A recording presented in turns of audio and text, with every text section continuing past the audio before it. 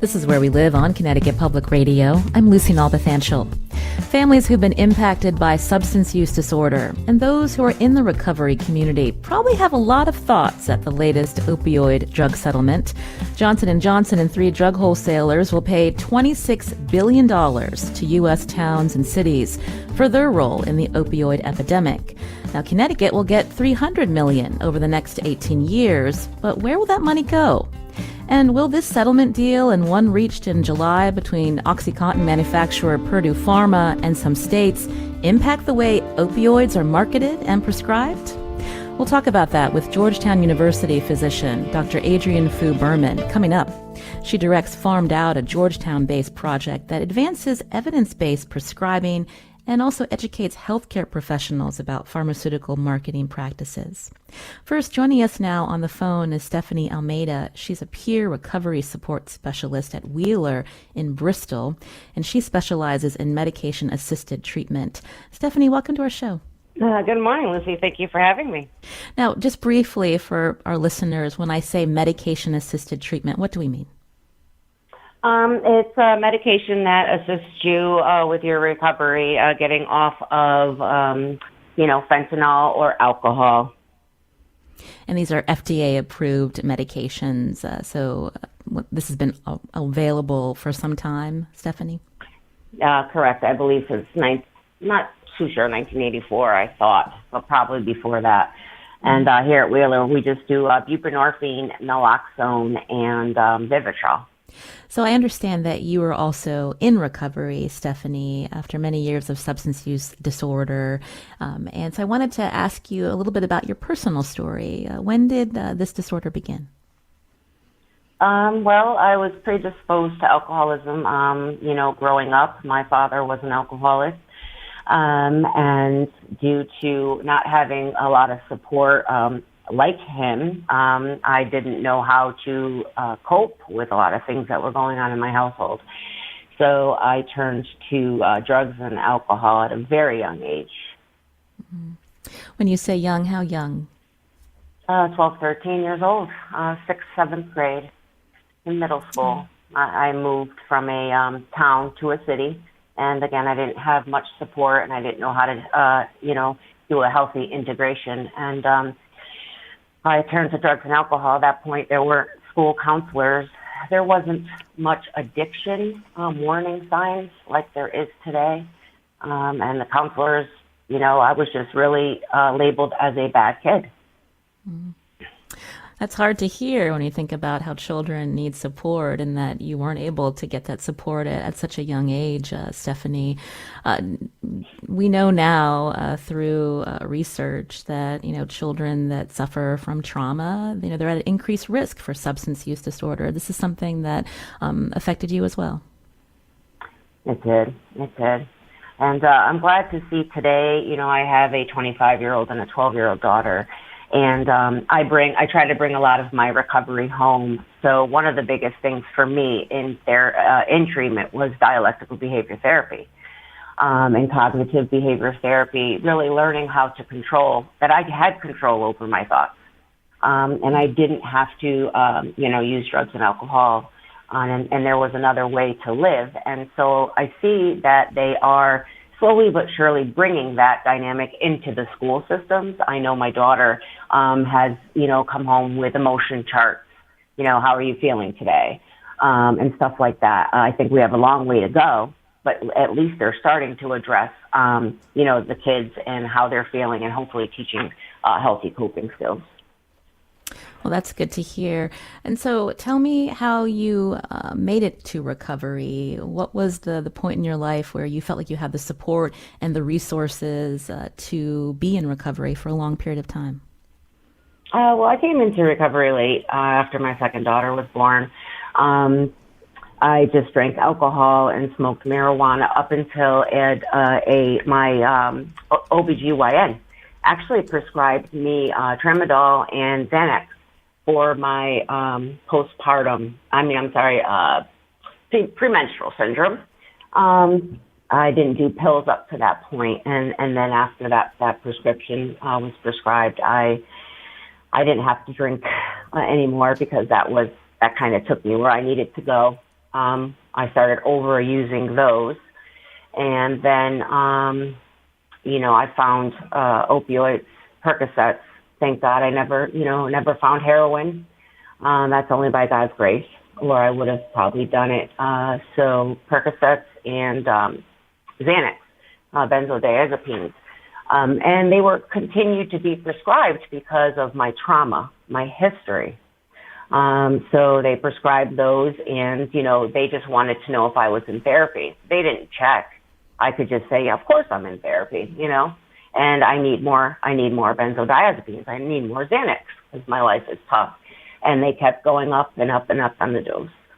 Until, like I said, my second daughter was born, and, my job performance started going downhill. I lost my job in 15 years, and my life kind of fell apart into shambles, and DCF came into my life and intervened. And I had a really good DCF worker, thank God. He saw my older daughter. She was 13 at the time. She was a AP student. She went to a magnet school, and he knew that this wasn't my baseline, that I had potential. He must have saw that potential in me. And I had to go to Wheeler Clinic, actually. I treated for my substance abuse and mental health at Wheeler Clinic. And I was mandated 5 days a week back then, 4 hours a day. And I came in denial. I didn't have a problem because my medications were being prescribed. And I didn't do heroin or smoke crack. So that to me was an addict, even though, my alcoholism had taken a good part of my life. And I started listening, and I started getting it. And I felt finally I found a place where I belonged. And so medication-assisted treatment helped you. So you were prescribed Suboxone? I was early on in my recovery for a short period of time, and then later on for pain management. And so now talk about full circle. Now you're helping people in recovery at Wheeler with medication-assisted treatment. And so how do you talk to your patients or clients about your experience, your lived experience, and how they should approach this kind of treatment? Just really being able to sit down and talk to people and being present with them and letting them know there's something that changes when you say, I'm in recovery. There's something that shifts. You could almost see it in their face. It's a sense of peace, like, oh, you get it. I'm not going to be judged. People are really worried about being judged coming into recovery. You already have the shame of using, and, whatever you've done in the past to get the drugs. And just being able to have a listening ear and spend, maybe as much time as needed to really build that relationship with those clients, and letting them know that, we are a team here, and the clinical piece is very important, because you need to learn how to live differently. So people are trying to come in, they're trying to get medication-assisted treatment without doing behavioral health. And it's medication-assisted treatment is medication and therapy. So you really need to take advantage of the therapy, or you're not going to learn how to live any differently. You're just going to not use drugs. And those behaviors, those unhealthy behaviors and those habits are still going to be there. You're hearing Stephanie Almada here on Where We Live. She's a peer recovery support specialist at Wheeler in Bristol. She specializes in medication-assisted treatment, and today she helps people with treatment and other ways of helping them also in recovery. When we talk about medication-assisted treatment, do you run into some clients where there's a stigma where they think, well, if I have had a substance use disorder for some time and now I'm taking medication, is that really going to help me? Oh, yes, definitely. People come in and they're, a lot of the recovery community actually, that stigma is out there. So you're not really clean if you are on medication-assisted treatment, because it does have an opioid piece to it. So they say that you're not clean. And, abstinence is always the goal, the primary goal. But medication-assisted treatment, just to be clear, it does not replace one drug for another. It is a medication. And, you should be on it as long as you need to be, but for certain, long enough to change your behaviors. Like I referred to before, you can't sit in IOP or, a 3-hour class while you're thinking about using drugs or where you're going to get your next fix. So this medication really assists with those cravings and long enough so hopefully you will be receptive to coming in and getting the help that you need. And that is multifaceted. That is, behavioral health. That's community support. I'm here as a resource, as an advocate, as a person with lived experience, just to be that extra help for those people that need that. Mm. We know that recovery is ongoing. It's a lifelong process, even for people like you, Stephanie, who are working with people in recovery. And so what's your message to people who worry about being able to maintain this and they know that the struggle is real? How do you get support even today? Well, personally, I have a toolbox.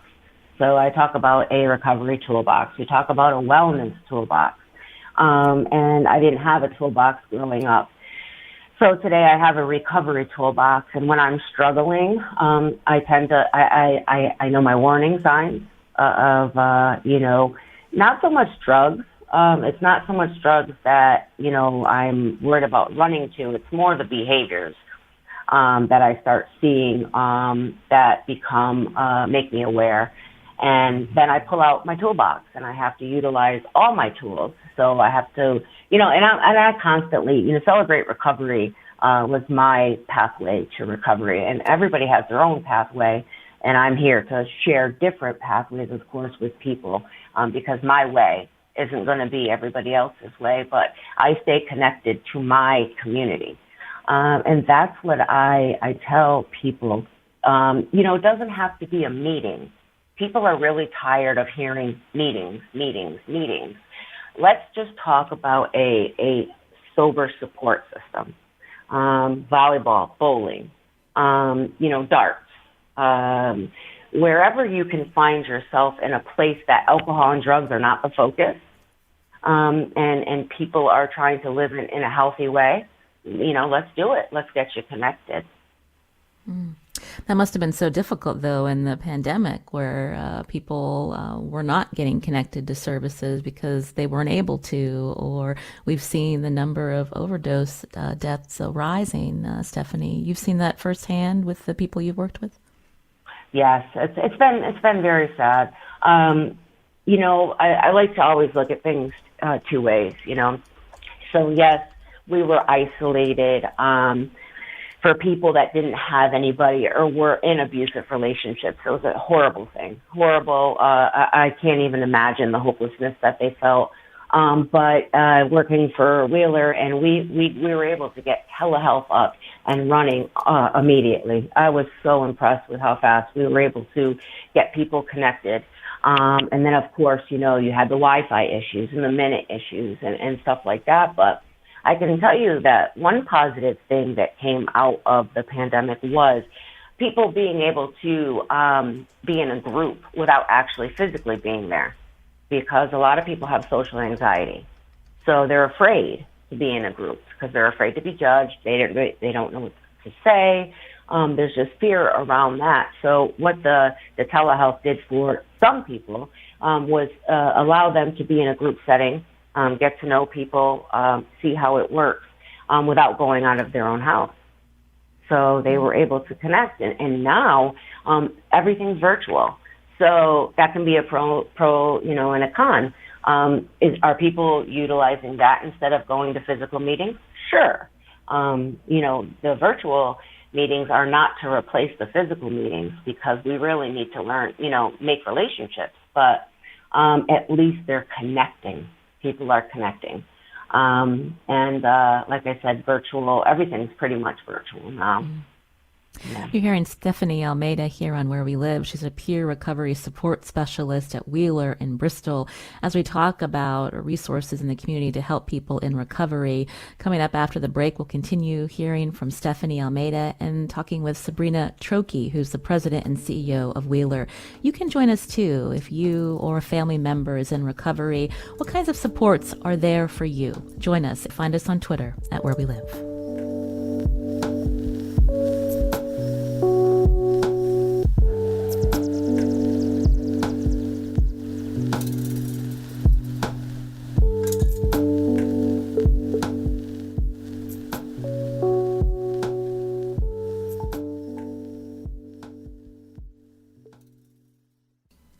This is Where We Live on Connecticut Public Radio. I'm Lucy Nalpathanchel. Connecticut officials say money from a recent opioid settlement, $300 million, will be used towards addiction counseling and for medication-assisted treatment. This is important in light of news that overdose deaths have increased in recent years. Last year in Connecticut, more than 1,300 people died of accidental overdose. It's a nearly 15% increase from 2019, an 88% increase since 2015. With us on the phone today, Stephanie Almada. She's a peer recovery support specialist at Wheeler. And joining us now on Zoom, Sabrina Trocchi, who's the president and CEO of Wheeler. I should note, Wheeler is a community health center in Connecticut that provides addiction treatment and behavioral health, among other services. Sabrina, welcome to our show. Good morning. Very happy to be here with you this morning. We heard from Stephanie that demand for Wheeler services for people in recovery, it's something that was needed, especially in the pandemic. And so can you talk about what you saw firsthand? Sure. So in 2020, as the pandemic started to roll out, what we started to see is an increase in reported use of both opioid and alcohol and other substances. At the same time, because of many of the restrictions that were put into place, we started to see a decrease in individuals actually presenting for treatment. When you look at some of the data, for example, the Kaiser Family Foundation came out with a report in May 2021 that reported that over 29% of adults in Connecticut reported symptoms of anxiety, depression. We looked at some of the opioid data. We know that Connecticut and a number of other states across the country have had an opioid crisis that has been ongoing for a number of years. The pandemic did not result in the opioid pandemic going away.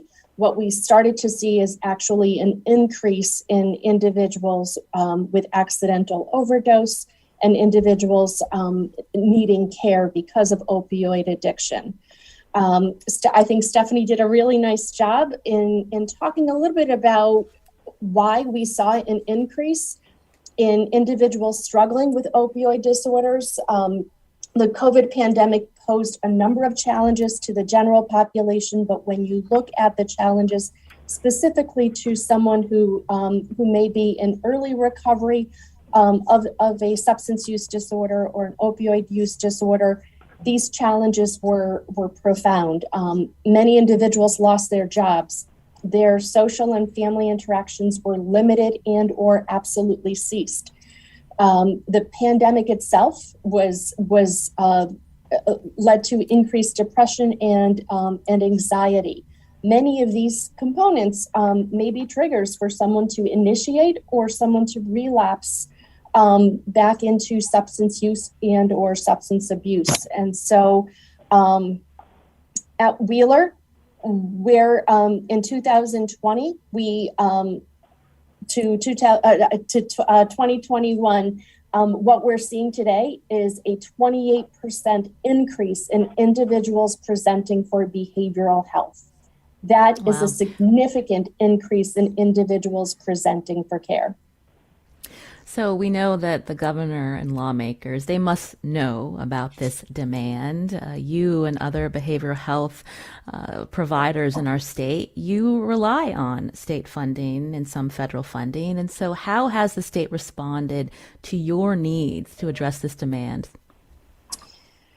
So many components of Connecticut's behavioral health, mental health, and substance abuse treatment systems and recovery supports are state grant funded. Those state grant funds have not had a cost of living or inflation increases since 2007. That's 14 years of having flat grant funded programs in an environment where we need to pay more to recruit and retain providers. We need to pay more for health insurance for our staff. We've had to come up with creative ways and partnerships with other public and federal entities in order to continue to keep our doors open and to continue to expand. During this legislative session, the Connecticut Community Nonprofit Alliance, which is a statewide association of community nonprofits, we rallied very strongly to our during the legislative session and came up with a dollar amount of about $461 million that needed to be invested within behavioral health nonprofit providers. We came up with that dollar amount based on the fact that since 2007, we have not received any of the inflation cost and really have not kept pace with where we are today. Those advocacy efforts did result in an increase of $60 million for the biennial budget. So we will begin to see some of those increases in this fiscal year, the 2022 fiscal year, and then in the 2023 fiscal year. While we're very grateful for that increase, it really does not get us to where we need to be today. And as you can imagine, with COVID, with the increase in community services that are needed, the impact of COVID and needing to ensure that we have the personal protective equipment for our staff, for our patients to ensure that we can continue to offer face-to-face care that is safe for staff and for patients. We needed to make a number of modifications to our sites. Once again, to ensure safety. When you look at all of those costs that we've incurred, the $60 million comes nowhere close to making community behavioral health providers whole in being able to continue to expand and provide the care that we know our communities and our patients need. You said that while you and other providers are grateful for the $60 million, as you mentioned, not even close to the $461 million that you requested. And you know that the demand is there when you look at the numbers and you talk with your patients, your clients. So what is your reaction really when the governor and the legislature do not fund this adequately because of the long-term consequences on many communities across our state? Sabrina. We will continue to advocate at the state level, but Wheeler and organizations like Wheeler are looking for alternative partnerships. We're partnering with private and public foundations. We're looking for federal funding opportunities that as a nonprofit we could pursue individually that would help support the expansion of behavioral health services. So for example, Wheeler currently has several pending federal grants through the Federal Substance Abuse Mental Health Services Administration, one specifically to expand medication-assisted treatment services in our Waterbury Family Health and Wellness Center. Those dollars would help pay for components that are currently not paid for through the Connecticut Medicaid program. For example, community health workers to go into the community and to reach out and to engage individuals to come to services. So while we're excited that we're seeing a 28% increase in patients presenting to care, we know there are patients that will not present and do need supports in engaging in outreaching and in trying to work with them to bring them into care. So we want to reach those individuals that are not walking in that we know need access to care.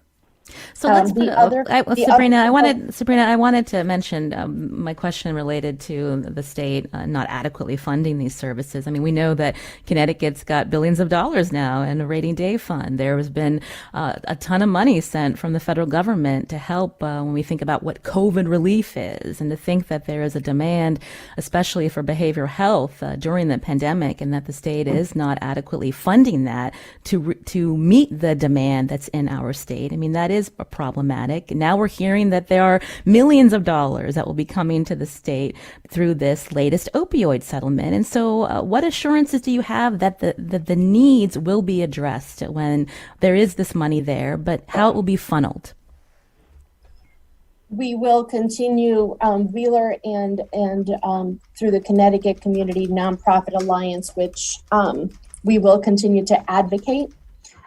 We will continue to make our case. I think we have a lot of data. The state has a lot of data. The state recognizes that the opioid crisis is continuing to be a significant crisis and will remain a crisis beyond COVID pandemic, and steps are needed to really address the opioid issue.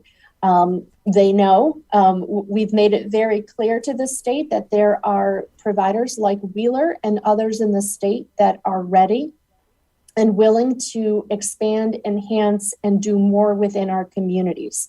But in order for us to be able to offer those additional services and supports, we need the state to invest those dollars in substance abuse treatment, in earlier intervention services, and really looking at an approach that is a lifespan approach. So getting to children and adolescents at earlier stages around prevention and earlier intervention through to the adult treatment continuum. We heard from Stephanie earlier about how telehealth was something that really helped in the pandemic. And we know that Stephanie is one among many peer support specialists in the community. And so I want to know, how does Connecticut Medicaid cover these services before the pandemic? How do we rate when it comes to other states and how they fund these types of resources? Prior to the pandemic, Connecticut Medicaid was one of, I believe, the only state in the country that did not provide reimbursement for any telehealth services, which is actually very, very fascinating when you look to see what Connecticut did. So once the pandemic was in full effect, Connecticut Medicaid did put in emergency orders for telehealth to become a reimbursable service, which meant providers, Wheeler and many providers like Wheeler had to literally overnight establish a telehealth program when we had never had one in place.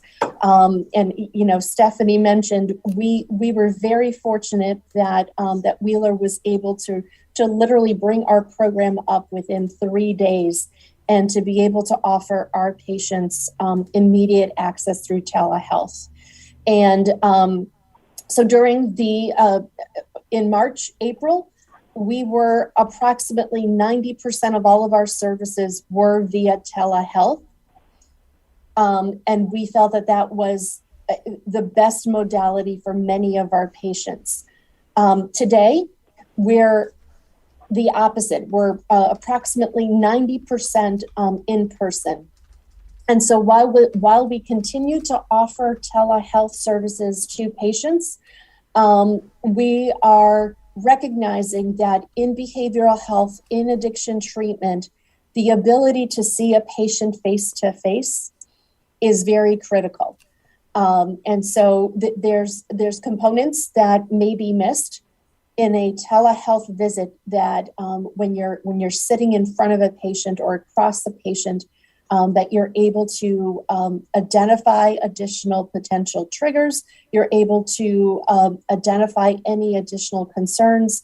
And so our model will continue to be a hybrid model, recognizing that many of our patients, because of the co-occurring medical, behavioral health, and addiction issues, do need to have in-person contact.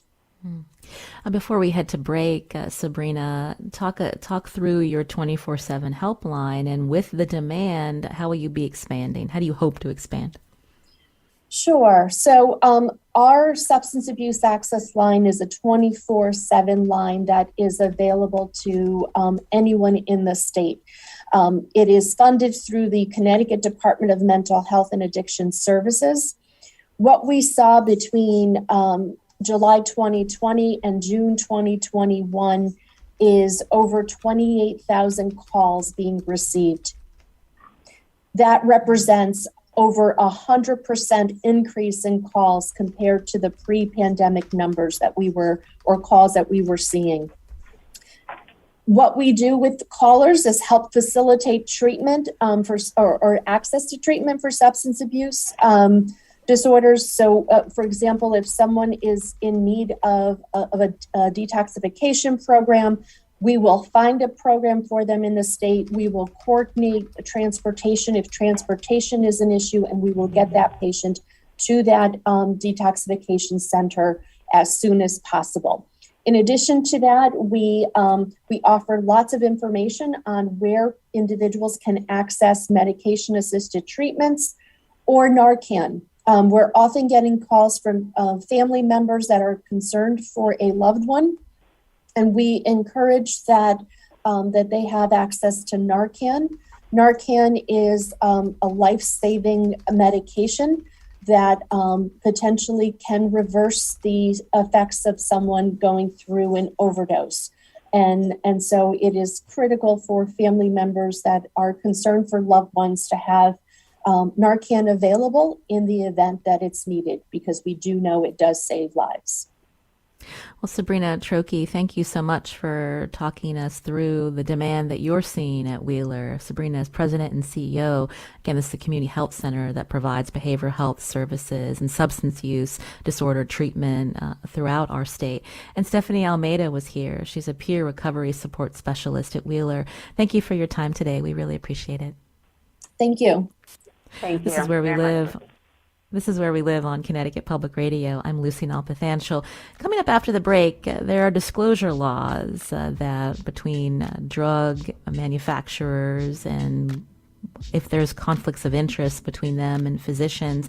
We want to find out if that has done anything to help stem this epidemic and curb the prescription of opioids. That conversation after the break. You can join us too. Find us on Facebook and Twitter at Where We Live.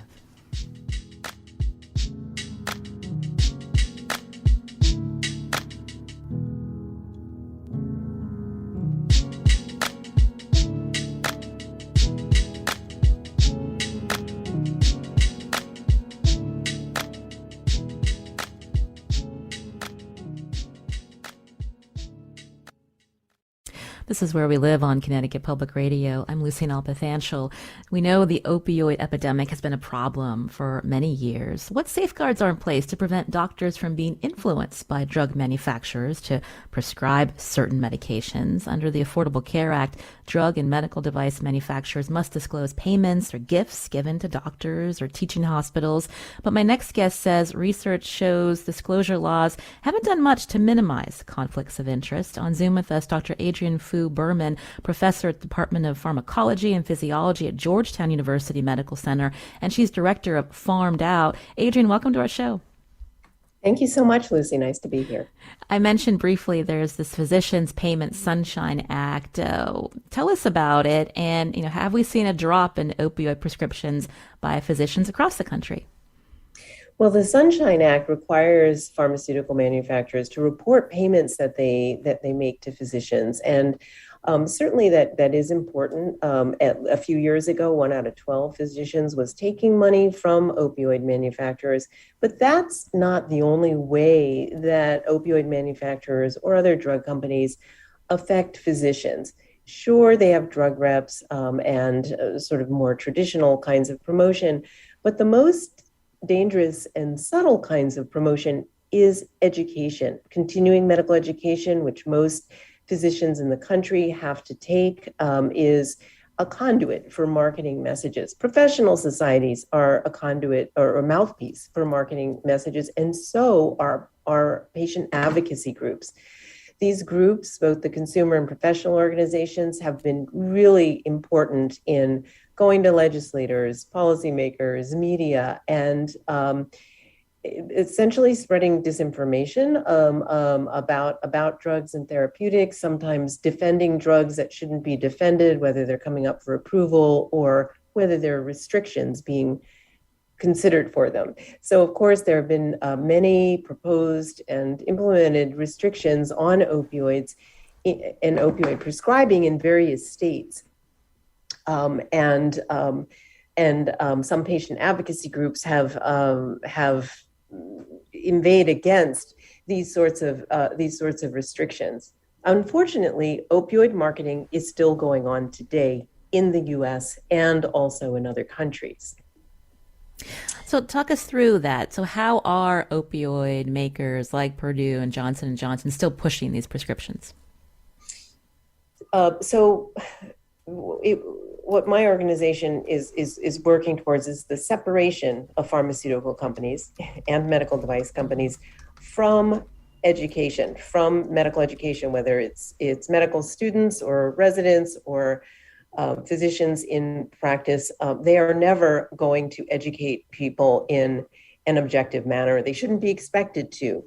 So, for example, some years ago, the FDA required opioid manufacturers to fund continuing medical education on long-acting opioids as part of what the FDA calls a REMS, a risk evaluation and mitigation strategy. So they asked opioid manufacturers to fund educational activities for physicians, and my group did an analysis of these and found that they were full of marketing messages that would actually end up increasing opioid prescription rather than decreasing it.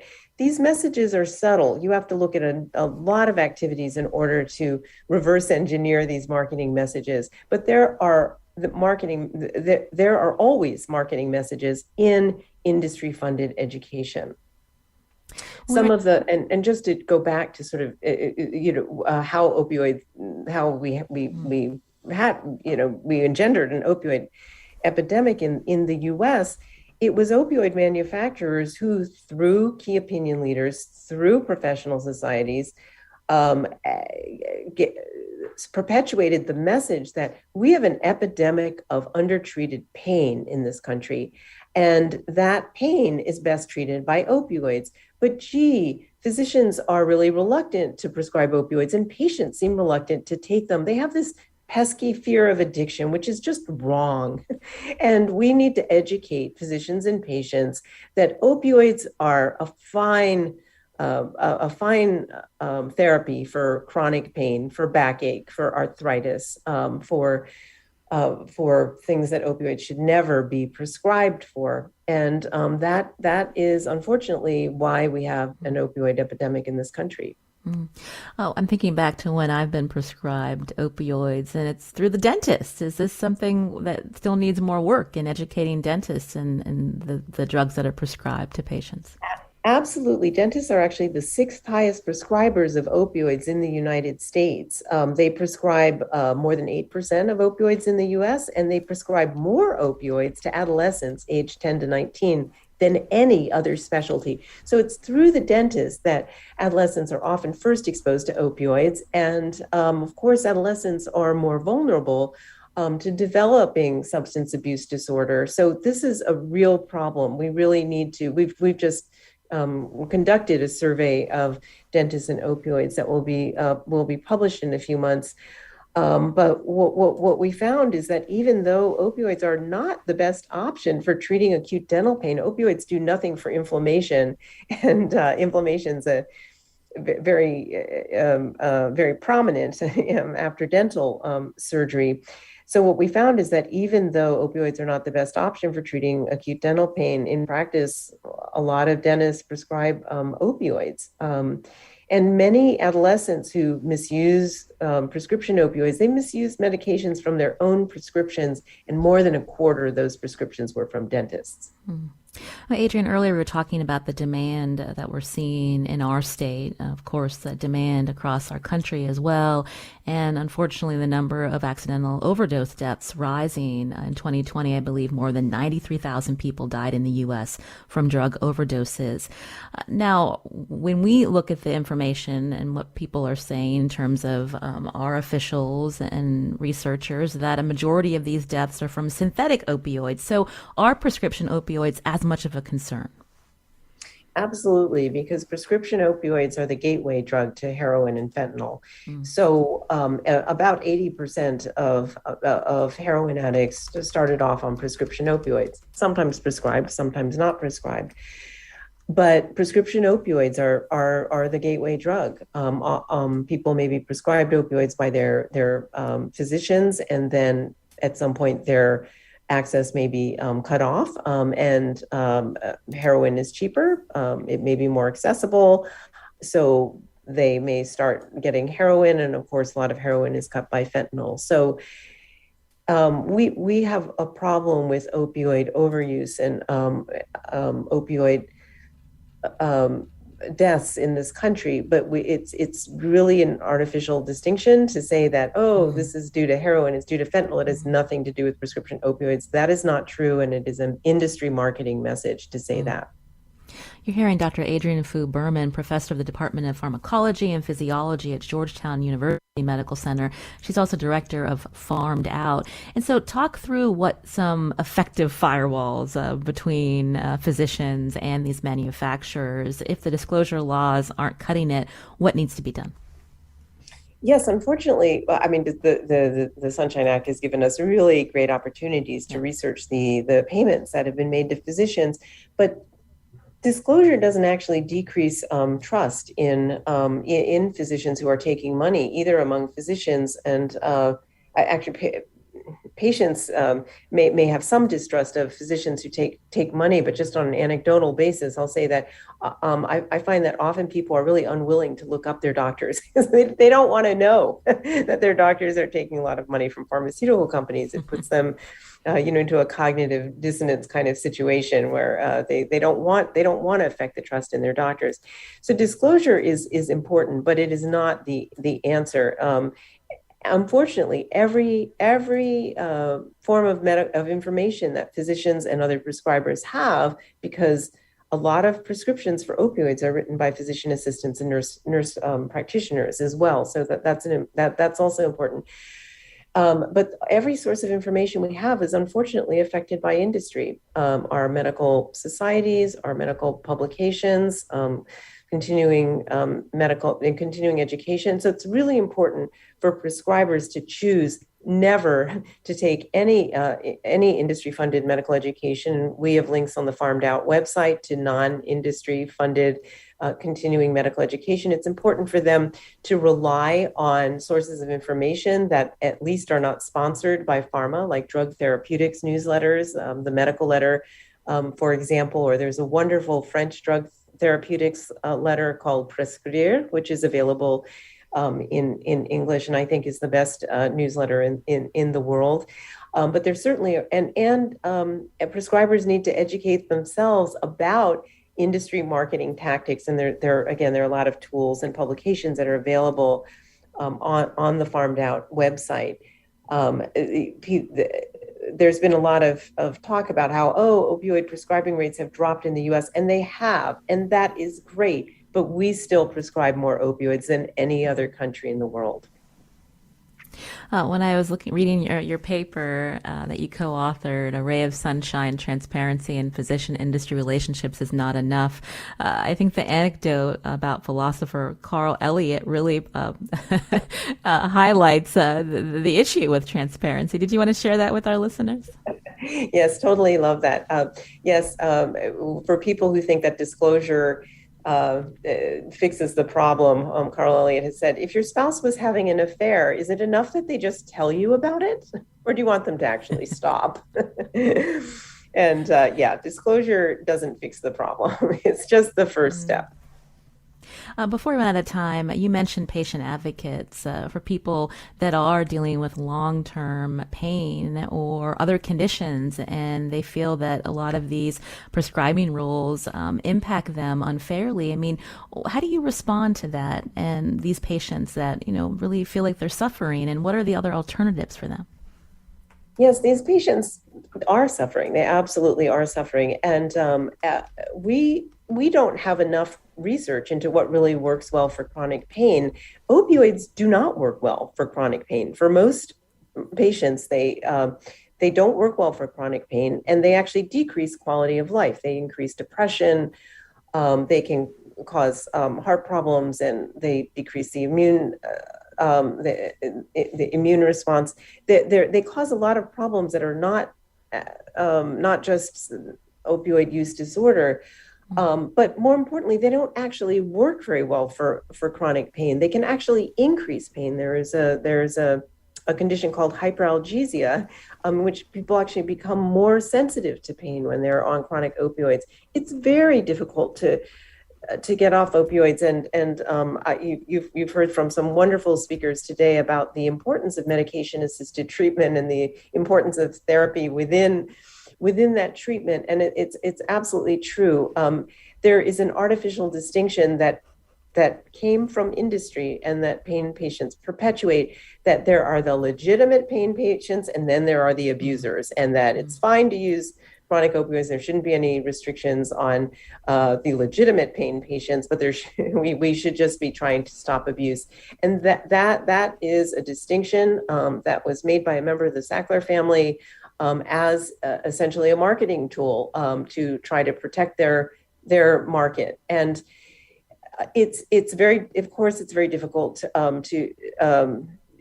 these, as they're called, legacy patients, should not be cut off opioids. That is the wrong thing to do. They need to be tapered.